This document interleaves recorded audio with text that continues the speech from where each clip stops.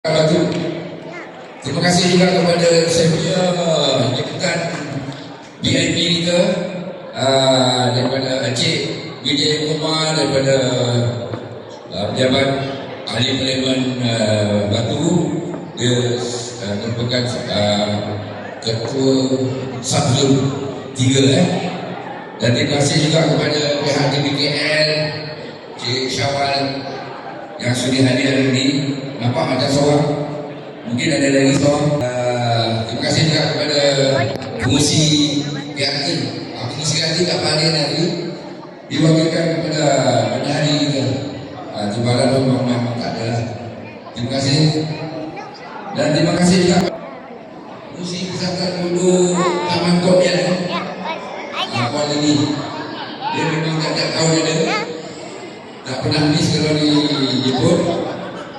Okey, tapi yang lain-lain belum hadir lagi. Okey, setakat ini ya, saya ucapkan terima kasih kepada semua. Dan saya ucapkan selamat hari raya, maaf saya batin.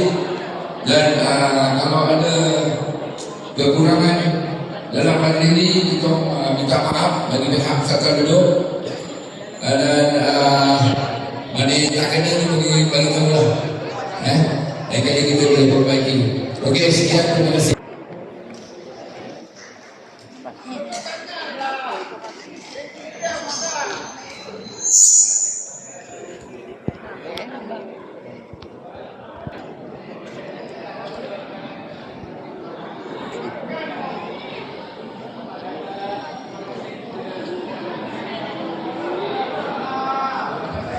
Terima kasih kepada semua hadirin yang sudi datang untuk memeriahkan majlis Rumah Terbuka Adil Fitri Persatuan Tokoh PBR pada hari ini.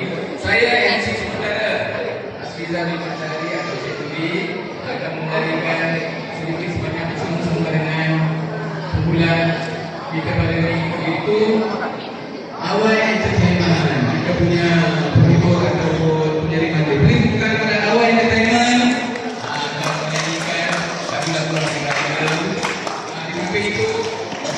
Abbas.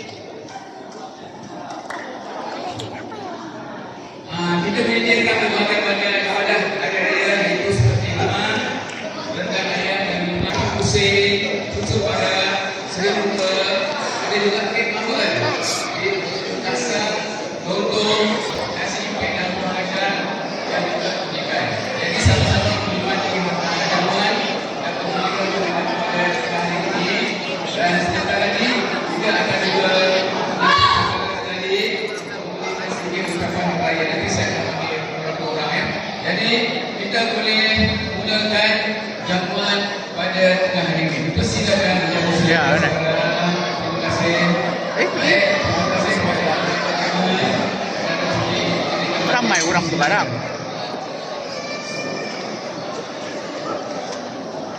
Sini, naik atas meja.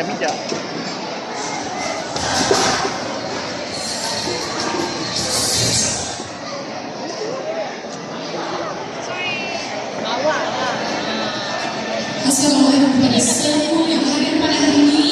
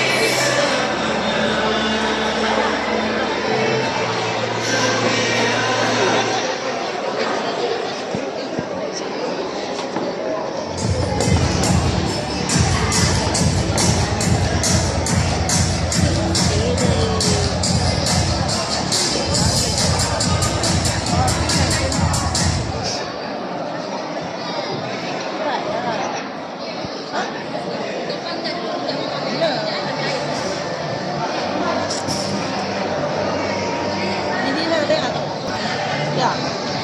Ayah.